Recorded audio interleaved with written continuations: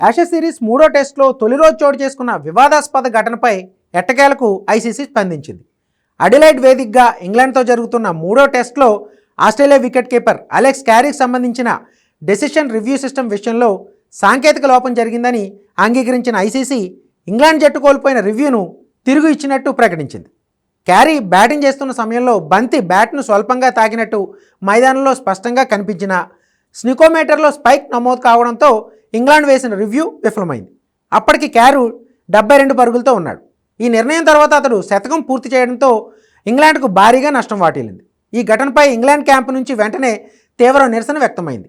Social మీడియాలో కూడా Aussies మరోసారి చీటింగ్ చేసిందంటూ కామెంట్స్ కూడా ఎక్కువయ్యాయి. ఈ నేపథ్యంలో తొలి రోజు ఆట ముగిసిన తర్వాత విడుదల చేసిన ప్రకటనలో ప్రసార భాగస్వామి బీబీజీ స్పోర్ట్తో సంప్రదింపుల అనంతరం ఇంగ్లాండ్కు రివ్యూను తిరిగి ఇచ్చినట్టు ఐసీసీ వెల్లడించింది. స్నికోమీటర్ ఆడియో క్వాలిటేషన్లో లోపం ఉందని బీబీజీ స్పోర్ట్ కూడా అంగీకరించింది. క్యారీ కూడా మైదానంలో ఉన్నప్పుడే నిక్ ఉన్నట్టుగా ఎంపైర్కు సంకేతాలు ఇచ్చినట్టు కనిపించాడు. అలెక్స్ క్యారీ సెంచరీతో తొలి రోజు ఆటలో ఆసీస్ ఆధిపత్యం చెలాయించింది. మొదటి రోజు ఆట అనంతరం అలెక్స్ క్యారీ డిఆర్ఎస్ వివాదంపై స్పందించాడు.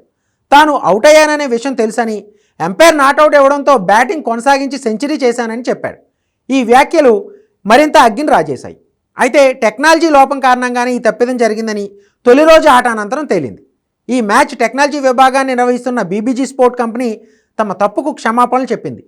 ఈ మ్యాచ్లో టాస్ గెలిచి ముందుగా బ్యాటింగ్ దిగిన ఆసీస్ 94 పరుగులకే 4 వికెట్లు కోల్పోయి పీకల్లోతు కష్టాల్లో పడింది.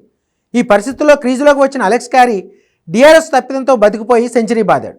ఫలితంగా ఆసీస్ భారీ స్కోర్ చేసింది.